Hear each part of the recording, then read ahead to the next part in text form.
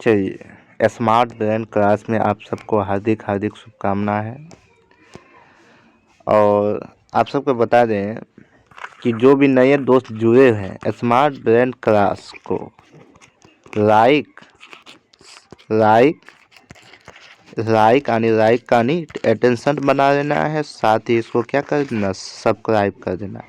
मेरे प्यारे स्टूडेंट, आप सब अगले कुछ दिनों में हम जो है क्लास 12th में नहीं आ पाए, थोड़ा इसलिए क्योंकि मेरा परीक्षा चल रहा था। ठीक, तो इसीलिए 9 तारीख का मेरा परीक्षा ख़त्म हुआ, लेकिन आपके लिए 15 तारीख का यानी 17 तारीख का जो स्टार्ट है आपकी परीक्षा, उसमें हम आपकी मदद करना चाहेंगे। ठीक है, तो 17 तारीख से आज हम कुछ नया चीज़ जानते हैं कि आज का टॉपिक में, आज का विषय में कि रासायनिक परिवर्तन क्या होते हैं। क्लास ये 10th का है, जितने भी विद्यार्थी है जो विज्ञान से, यानी ये फिजिक्स का क्वेश्चन है, फिजिक्स का है कि नहीं, रासायनिक केमिस्ट्री का क्वेश्चन है।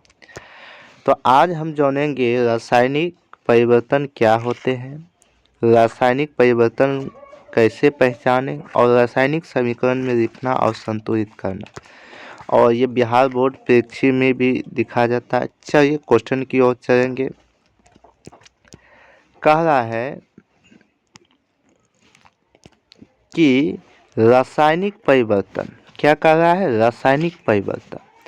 रासायनिक का इसका फॉर्मेट है या डिपेंडेंट है, मतलब इसका डिपेंडेंट, यानी इसका परिभाषा है कि जब किसी पदार्थ की प्रकृति की पहचान बदल जाती है तो हम कह सकते हैं कि वह एक क्या है, रासायनिक अभिक्रिया है। मतलब प्रकृति का अर्थ होता है, प्रकृति का अर्थ क्या होता है जी, प्रकृति का मतलब जो हमारे दैनिक जीवन में जो भी घटता है तो उसका जुड़ाव किससे होते हैं, रासायनिक अभिक्रिया में। अगला है कि दैनिक जीवन का कुछ उदाहरण। दैनिक जीवन में देखो, गर्मियों के दिन क्या होता है, दूध जो होता है खट्टा हो जाता है, मतलब फट जाता है या खट्टा। लोहे के कीड़े में क्या हो सकता है, जंग लगना। भोजन को पकना, हमारे शरीर में भोजन का पचना, हमारा सांस लेना, ये सब किससे जुड़े होते हैं, तो रासायनिक, किससे जुड़े होते हैं, रासायनिक अभिक्रिया के लिए जुड़ी होती है। ठीक है, रासायनिक अभिक्रिया से जुड़ी होती है।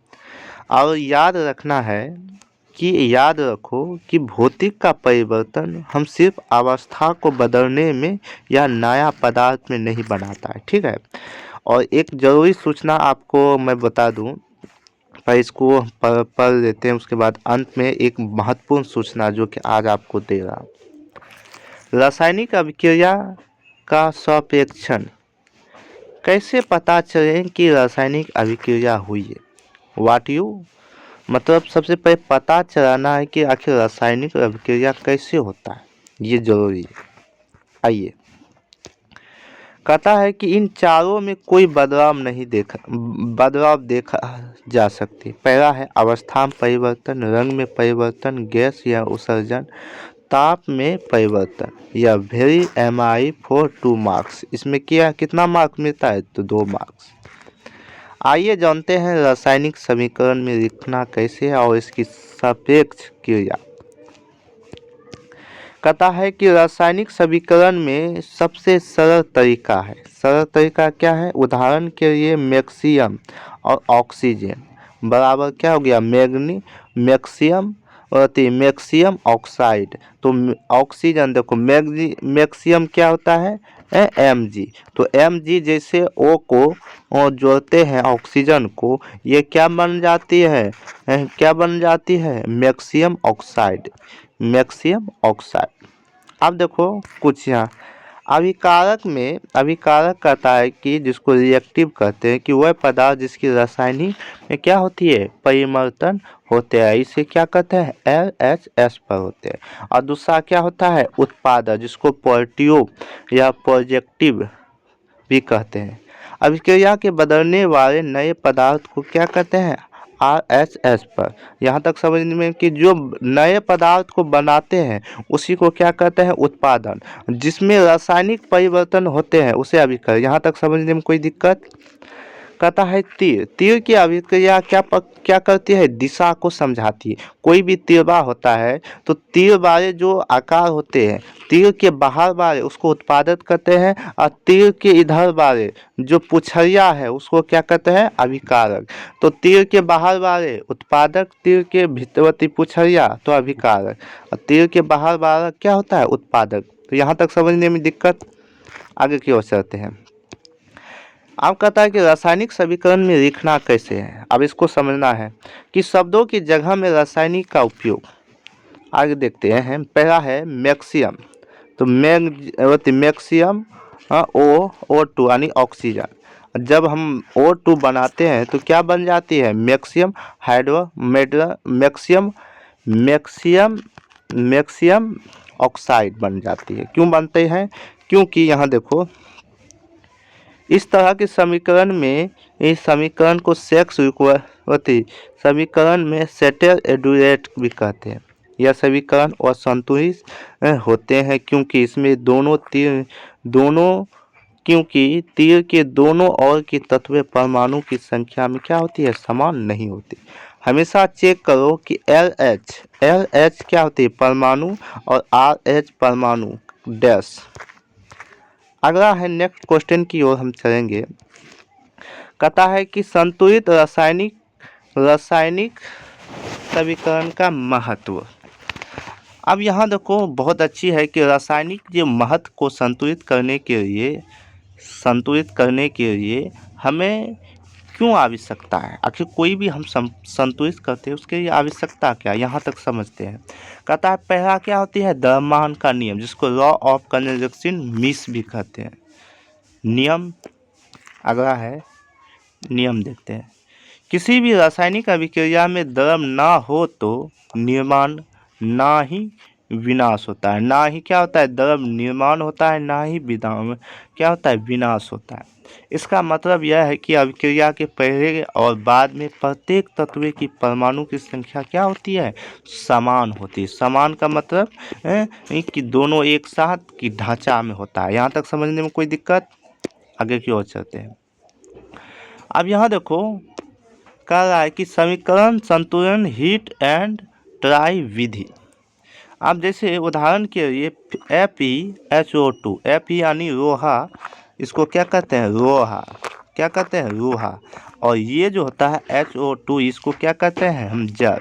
ये दोनों में, और ये जो यहाँ से है, इसको हम क्या कहते हैं, हमने आपको यहाँ तक समझने में, ये इसको हम कहते हैं अभिक्रिया। क्या कहते हैं, अभिक्रिया। या इसको हम क्या कहते हैं, रिएक्टिव, और इसको कहते हैं पॉजिटिव, यानी उत्पादन।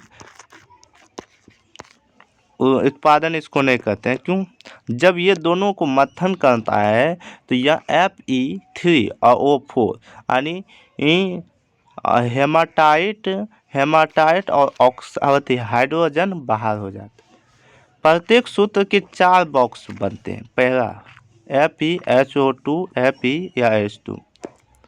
अब देखो इसका संतुलित आविकरण का कुछ अंतर। इसको जब हम संतुलित करते हैं तो किस तरह का, तो संतुलित करते समय अंदर वाले बॉक्स में कुछ ना बदले, अंदर परमाणु की संख्या का सूची बनाए। तो Fe की परमाणु संख्या क्या है, 1 है, और जब उत्पादक की क्या है, 3 है। यहाँ देखो F है तो उत्पादक की संख्या क्या है, 3।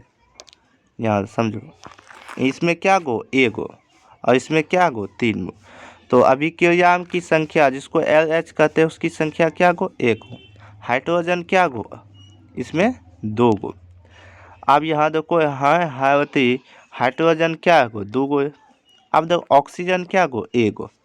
ऑक्सीजन यहाँ क्या है, 1 गो, और यहाँ क्या गो है, 4 गो। अब देखो किसमें घट रहा है, किसमें जो है एक दूसरे से मिलाव नहीं है। जैसे 1 और 3 में मिलाव नहीं है, और 1 और 4 में मिलाव नहीं है, बाकी 2 में बबुआ मिलान है।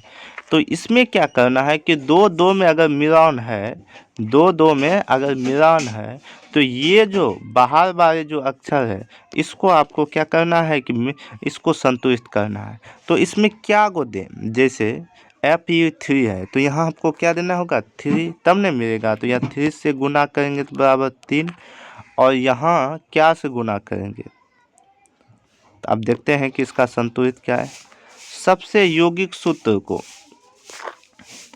देखो, सबसे यौगिक को शुरुआत करें। सबसे पहले परमाणु का यौगिक क्या है Fe4 को चुनें।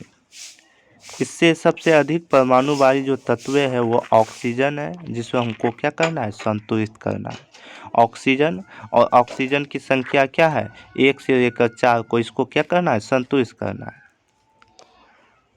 अब रुको, अब यहाँ देखो ऑक्सीजन RH की 4 ऑक्सीजन है, जिसमें LHHO2 के 4 यानी 4 लगाए हुए, और टॉप गुणांक में डिप्रेकेंसेक्स में हमेशा सूत्र के सामने लगाए जाते हैं। लगाते समय HO4 और HO2 को लिखना गलत है। लगाते समय हम जैसे ये लिखते हैं HO2 और यहाँ को मतलब H2H4 लगाना, ये लिखना गलत है। अब देखो किस तरीका से जानते हैं। अब यहाँ देखो Fe और 4HO2 यानी Fe4HO2, जैसे अब ऑक्सीजन की संख्या RH कितना हो जाएगा, ऑक्सीजन 3 दूनी ऑक्सीजन की संख्या क्या होगा 4, और ये संतुलित हो जाएगा। ऑक्सीजन की संख्या को करने के लिए इधर 4 देना पड़ेगा, तब जाकर ये बबुआ क्या होगा आपस में मुंह कान दांत सब कुछ मिल जाएगा। अब यहाँ देखो बाकी तत्वों को संतुलित कैसे करें। हाइड्रोजन और आयरन को बारीक, जैसे हाइड्रोजन की संख्या क्या है H, और H की संतुलित करें, और यहाँ देखो RH को अगर 2 को 2 से करें तो 4 दूनी 8 हो जाएगा। और H2 को जैसे यहाँ देखो हाइड्रोजन की संख्या क्या है 4 दूनी 8 हो गया। अब यहाँ भी हम 4 दे देंगे तो यहाँ क्या हो जाएगा, तो 4 दूनी 8, तो 4 लगा दिए तो 4 दूनी इधर भी 8, तो 8 8 दोनों क्या हो जाएगा संतुलित होगा। यहाँ तक समझने में कोई दिक्कत। आयरन को संतुलित कैसे करें, तो 3 और 3 3 3 लगा देते हैं, यहाँ भी 3 लगा देते हैं, और अब यहाँ देखो 3 लगाए तो यहाँ 3 आयरन हो गया, और F3 है बेकी। अब इस अवस्था में क्या होगा, अंतिम अवस्था की भौतिक अवस्था में LH और RH 3 हो जाएगा, LH और RH वो 8 हो जाएगा, और ऑक्सीजन क्या होगा 4, और उत्पादन और अभिक्रिया, और इसी को अभिक्रिया क्या कहते हैं बबुआ, इसी को अब ये क्या हो गया संतुलित हो गया। अब देखो अब कुछ यहाँ टॉपिक आपको बता देते हैं कि भौतिक जो अवस्था को संकेत 3 रूप में यानी 4 रूप में करते। पहला ठोस, द्रव, गैस S, आयर G, या जलीय विलयन। HO2 G का अर्थ होता है जल से भाप के रूप में, जैसे अंतिम समीकरण है FeS4S Fe और HO2G और FeSe बराबर G, यानी ये क्या है भाप के अभिकरण। अब एक महत्वपूर्ण सूचना, मतलब चलिए समीकरण को सूचना बनाए। कभी कभी अभिक्रिया को परिवर्तन करने के लिए ताप, दाब या उत्प्रेरण की तीर लगाया जाता है। ये जो तीर जो होता है बबुआ, ये क्या होता है एक उत्प्रेरण का क्रिया होता है। उदाहरण के देखिए COG यानी ये क्या हो गया द्रव्यमान, नहीं ये क्या हो गया द्रव्य, और G का मतलब यहाँ से देखते हैं G का अर्थ क्या होता है, G का अर्थ होता है गैस, G का अर्थ होता है गैस। अब यहाँ से एक बार और बता देते हैं, G का अर्थ होता है गैस, और L का होता है S का होता है द्रव्य, और S का होता है क्या होता है S का होता है ठोस। अब यहाँ देखो कि CO यानी कोबाल्ट बराबर हाइड्रोजन, ये कोबाल्ट बराबर हाइड्रोजन, और 340 एटीएम से जब हम सर्च करते हैं तो CHOH यानी ये क्या बन जाता है, द्रव्य बन जाती है। क्या बन जाता है, द्रव्य। अब देखो कुछ और संश्लेषण यहाँ देखते हैं। अभिक्रिया संश्लेषण, आखिर अभिक्रिया क्या, देखो CO2 AP, और AP हमेशा क्या होता है, जलीय विघटन। यहाँ जो हमने आपको पढ़ाया है जस्ट ही, जलीय विलयन होता है। AP किसको कहते हैं, जलीय विलयन। और इसमें क्या कहते हैं, 12 O2 यानी जल, HO2 क्या होता है, जल होता है। सूर्य के प्रकाश और क्लोरोफिल जब बनाता है तो C6O12O6 ये क्या होती है, ग्लूकोज।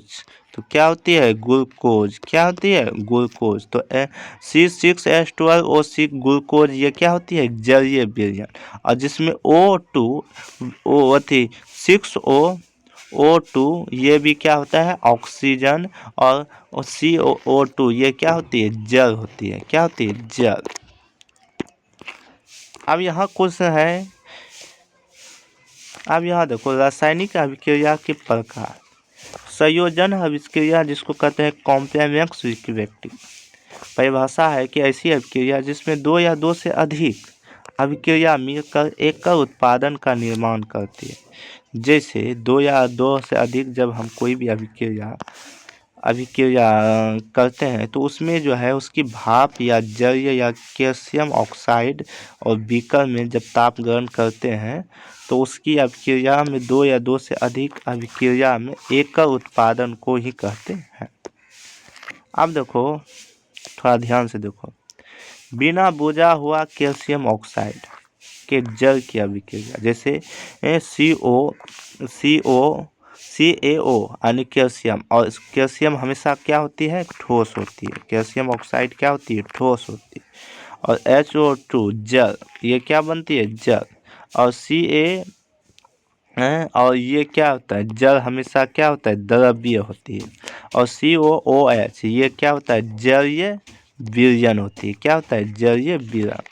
और इसमें क्या होता है, बुझा हुआ चूना। दीवारों की सफ़ेद करने के लिए CaOH2 यानी बुझा हुआ चूना का मतलब क्या हुआ, इसको चूना में दीवार में नहीं करे चूना खैनी जे खाए छी, वो किससे बना होता है, कैल्शियम ऑक्साइड और जल से। ऊष्माक्षेपी अभिक्रिया, और इसको क्या कहते हैं, एक्समेंट रिएक्टेंस। अभिक्रिया के उत्पादन के निर्माण के साथ साथ ऊष्मा भी उत्पन्न होती है। कैल्शियम ऑक्साइड वाली अभिक्रिया को हम क्या कहते हैं, ऊष्माक्षेपी कहते हैं। जैसे अब देखो उदाहरण के लिए क्या है, उदाहरण के लिए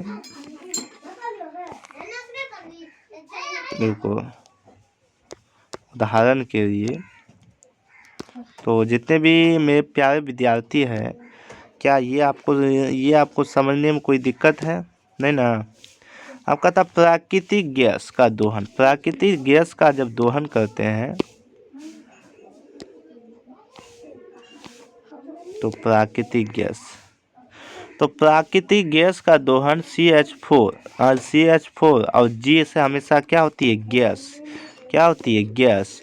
और HO2 यानी गैस बराबर CO2 बराबर HO2 यानी कोबाल्ट बनाती है। तो श्वसन में क्या होता है, C6H12CO यानी ग्लूकोज। श्वसन में क्या होती है, ग्लूकोज होती है। और जिसमें OH यानी O2 यानी जलीय विलयन, ये क्या होती है, जलीय विलयन बराबर 6TOOP बराबर C6O2 यानी जलीय बराबर ऊर्जा ऊष्मा करती है। और ये हमेशा साग सब्जियों में क्या बनाती है, कंपोस्ट का निर्माण करती है। अगला क्वेश्चन की ओर देखते हैं। अब देखो विभोजन अभिक्रिया क्या, जिसको कहते हैं डोपामिन रिप्रोडक्टिव। यह संयोग अभिक्रिया क्या होती है, विपरीत होती है। परिभाषा, यह अभिक्रिया एकल अभिक्रिया से टूटकर छोटे छोटे उत्पादन प्रदान करती है। एकल अभिक्रिया में छोटे छोटे उत्पादन, जैसे ऊष्मा वियोजक और ऊष्मा अभिक्रिया, ये डायरेक्ट किसमें करती है, विद्युत वियोजन में करती है। किसमें करती है, विद्युत वियोजन में अभिक्रिया करती है। अब यहाँ देखो इसमें कुछ आवश्यकता भी होती है, तो कुछ आवश्यकता को देखते हैं। तो आवश्यकता के लिए ऊर्जा के लिए क्या हो सकता है, हीट, लाइट, विद्युत या जिसको इलेक्ट्रिसिटी है, हार्ड, लाइट, इलेक्ट्रिसिटी। ये क्या होता है, संयोग VS वियोजक को टूटता है। ठीक है, अगला रुको 2 मिनट। अब यहाँ देखो एक महत्वपूर्ण क्वेश्चन की ओर चलेंगे। उष्मीय वियोजक जिसको टर्मियल डिपोनेंट कहते हैं, कहता है कि उष्मीय द्वारा अभिक्रिया का वियोजन। तो उष्मीय द्वारा अभिक्रिया का जब वियोजन करते हैं, क्या करते हैं, वियोजन करते हैं, उसमें क्या होता है, फेरस, क्या कहते हैं, फेरस सल्फेट बनते हैं। तो FeSO4, और ये हमेशा क्या होती है, ठोस अवस्था में होती है। और इसमें उष्मा जब हम प्रकाश करते हैं तो ये हमेशा F2O3 यानी फेरस सल्फेट SO2 यानी गैसीय, ये क्या होता है, गैसीय अवस्था में Fa3 में बदल सकता है। और ये क्रिस्टलीय में क्या होती है, हरा रंग, और ये बन जाती है परिवर्तन किससे, भूरा रंग में। आप लोग को चूना जिसको कहते हैं कैल्शियम कार्बोनेट, चूना को हमेशा किससे रूप करते हैं, कैल्शियम कार्बोनेट के रूप में करते हैं। और चूना में क्या होता है, CaCO3 में उष्मा या CaO यानी क्या होता है, कैल्शियम ऑक्साइड HCO2 गैसीय में सीमेंट का निर्माण उपयोग किया जाता है। ये हमेशा किस में किया जाता है, सीमेंट में ज़्यादातर निर्माण उपयोग किया जाता है। सीमेंट में क्या है, तो वो क्या है, कैल्शियम कार्बोनेट है। अगला क्वेश्चन की ओर देखते हैं, और ये प्रायोगिक भी है। कहता है वियोजन, क्या कर रहा है कि वियोजन अभिक्रिया का लेंट नाइट्रेट एक रंगीन गर्म करने वाले यह ऑक्साइड है, और यह नाइट्रोजन ऑक्साइड और ऑक्सीजन की वियोजन से हो जाता है। Fe2FDON3 तापन में 2sps या 4nHO2 या O2 ग्राम से होता है। इसमें क्या होता है, एक चिमटा एक परखनरी होती है। अब देखो अवलोकन, कहता मुख का भूरे रंग का धुआं निकलता है, और जो नाइट्रोजन ऑक्साइड में NO2 का होता है, और ये बीनर के रूप में जब इसको उत्सर्जित करते हैं तो ये क्या बनता है। नेक्स्ट की क्वेश्चन की ओर चलेंगे। कहता है कि अभिक्रिया का वियोजन अभिक्रिया, अन्य अभिक्रिया का वियोजन। पहला होता है बेजुक जिसको इलेक्ट्रिसिटी डेकोमोमेंसन कहते हैं, और दूसरा होता है प्रकाशी। 2 प्रकार की होती है। कहता है कि इसका डिफरेंस कहता है वह विद्युत प्रभाव करने वाले विद्युत धारा प्रभावित करने वाले विद्युत का वियोजन होता है। और प्रकाशीय में क्या होता है, सूर्य की उपस्थित होने वाले वियोजन होता है। जैसे कि अब यहाँ समझे, इसका उदाहरण है शानदार। कहता है जल का वियोजन का उपघटन, तो HO2 या विद्युत धारा CH2O गर्म O का क्या होता है, गर्म होता है। ये क्या हमेशा क्या होता है, HO2 यानी कैथोड HO2 गैसीय, और एनोड में ऑक्सीजन होती। हाइड्रोजन में क्या होती है कैथोड, हाइड्रोजन में माइनस चार्ज, ऑक्सीजन में एनोड यानी प्लस चार्ज की मात्रा से दोगुनी हो जाती है। जैसे जब हम कोई भी पात्र में कोई एनोड और एथोड पानी में गर्म किया जाए तो पानी में एक प्लास्टिक बिन और कैथोड और एनोड 6 वोल्ट का बैटरी लेते हैं। तो इसमें सूर्य की प्रकाश AgCls और Ag सफ़ेद घुसा हुआ रंग देते हैं। तो Ag या सूर्य की प्रकाश से AgS, S का मतलब क्या हो गया, S का मतलब ठोस, और BRS गैस का उपयोग में श्याम श्वेत फोटोग्राफी बनता है। नेक्स्ट की ओर चलेंगे, और आज इस पूरा ख़त्म ही कर देते हैं इस अध्याय का। विस्थापन अभिक्रिया, तो जितने भी विद्यार्थी जुड़े हुए हैं तो इसको ज़्यादा से ज़्यादा मात्रा में क्या करें, शेयर करें, और साथ ही इसमें क्या करें, अपनी घंटी का दबाना ना भूलें जिसको कहते हैं सब्सक्राइब, और साथ ही लाइक करें। क्योंकि आपको ये वीडियो जो भी हम पढ़ाएंगे, जो भी हमारे बिहार बोर्ड डिस्ट्रिक्ट का क्वेश्चन होगा जो कि अब की बार आएगा, तो वो आपको पहले ही क्या हो जाएगा, पहले ही आपको दे देंगे ताकि आप भी बढ़िया से तैयारी कर सकोगे। चलिए क्वेश्चन की ओर चलें। तो जितने भी विद्यार्थी हैं जो इस सेशन का ज्वाइनिंग लिए हैं, तो आप कृपया करके एक लाइक एक कमेंट हमें बहुत ज़्यादा हेल्प करती है आपकी, ठीक है। अब यहाँ देखो परिभाषा, इस अभिक्रिया में अधिक क्रियाशील तत्व में इस अभिक्रिया में क्रियाशील तत्व कम क्रियाशील तत्व की क्या होती है, यौगिक के विस्थापन कर दिया जाता है, जैसे बिफोर या एयर। अब देखो इसमें क्या कहता है, एक कॉपर लपटिया जाता है। जब कॉपर लपटिया जाता है तो इसमें जो पदार्थ की जो भी पानी होता है इसका रंग डुप्लीकेट हो जाता है, जो ये वैसा का वैसा ही रहता है। अब देखो क्रिया करा, एक लोहे के कीड़े में क्या लिखा है, कॉपर सल्फेट का विलयन विलयन में डुबोना, FeCOSO4 जिसको नीला विलयन कहते हैं, FeSO4Ag मिलान हरा कहते हैं। Fe यानी लोहा, CO कॉपर से अधिक अभिक्रिया होता है। जो उदाहरण के लिए जिंक कॉपर सल्फेट बराबर जिंक सल्फेट कॉपर होता है। अगला क्वेश्चन है सबसे शानदार क्वेश्चन, क्या है, द्विविस्थापन अभिक्रिया क्या है। कहता है परिभाषा है वह अभिक्रिया जिसमें अभिकारक को बीच आयनों का आदान प्रदान होता है। क्या होता है, आयनों का सदा। आप देखो विलयन में क्या है, विलयन में है होते NO2SO4 और BaCl विलयन। तो इसमें जब कोई यानी लगाया जाता है दोनों विलयन को, इसमें सोडियम सल्फेट या बेरोनियम सल्फेट का भी, ये इसको हम क्या कहते हैं, सोडियम, और इसको बेरोनियम सल्फेट कहते हैं। तो इसमें जब दोनों को मिलाया जाता है तो इसमें NO या SO4 या BaC का, तो BaSO4 या NaCl यानी सोडियम क्लोराइड, सोडियम का क्लोराइड जल से अपघटित हो जाती है, जबकि BaSO यानी बेरियम सल्फेट जो होता है, सल्फेट ऑक्साइड, ये हमेशा सफ़ेद आकार से नीचे हो जाती है, और जिसको कहते हैं सफ़ेद अपेक्षित होते हैं। आप देखो अपेक्षित जिसको पीरियड, यह पदार्थ जल में क्या होता है, अविरय होते हैं। क्या होती है, अविरय होते हैं। अगला क्वेश्चन है अपचय एवं उपचय का ऑक्सीजन क्या होती है। अपचयी पदार्थ जब किसी पदार्थ के ऑक्सीजन में क्या करती है, वृद्धि या हाइड्रोजन की ह्रास होती है। उदाहरण के लिए कॉपर को गर्म करने में कॉपर सल्फेट बनता है, और जिसको कहते हैं Cu+O2, इसको क्या कहते हैं, तापन विधि। तो C2SO4 की कॉपर की क्या होती है, सतह पर परत होती है। अगला क्वेश्चन की ओर चलेंगे। अब कहता है अपचयन जिसको कहते हैं रिएक्टिव, जब किसी पदार्थ के ऑक्सीजन की ह्रास होती है तो हाइड्रोजन में क्या होती है, वृद्धि होती है।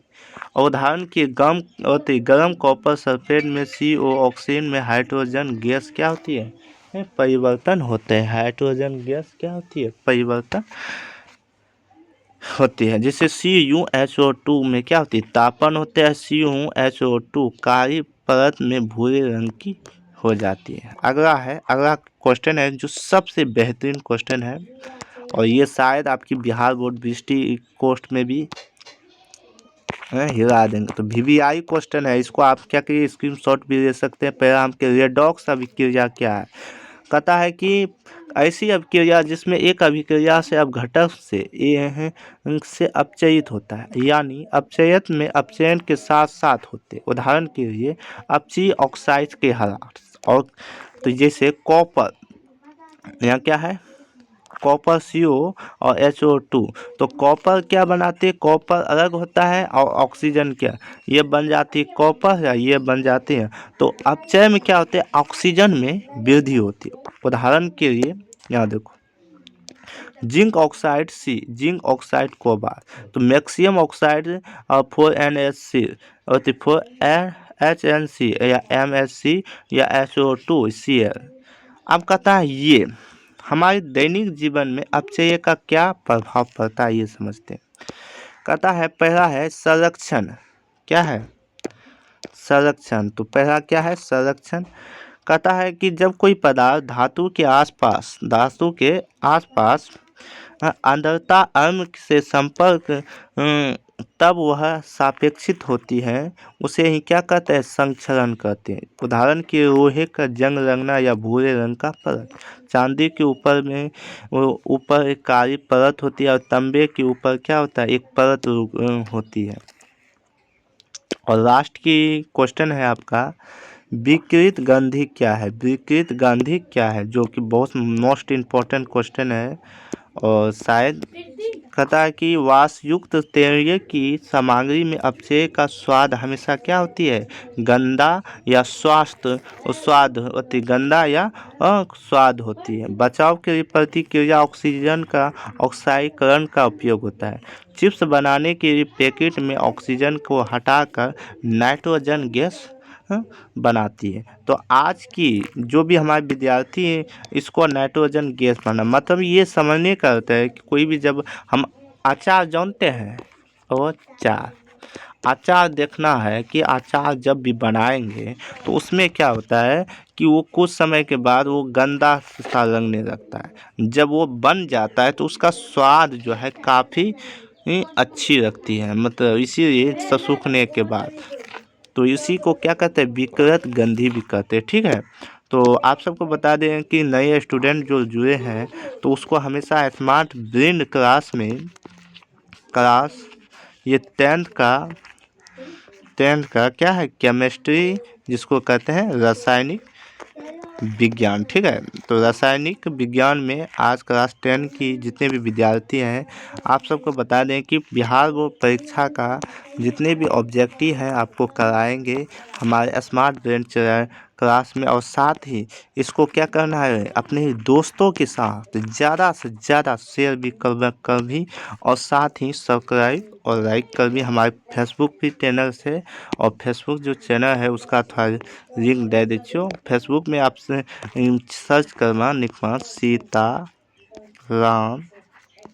SRK, इसमें आप हमारा फेसबुक चैनल से और इसी में इंस्टाग्राम से। तो आज का टॉपिक बस इतना ही, धन्यवाद। और एक महत्वपूर्ण सरना अगले वीडियो में।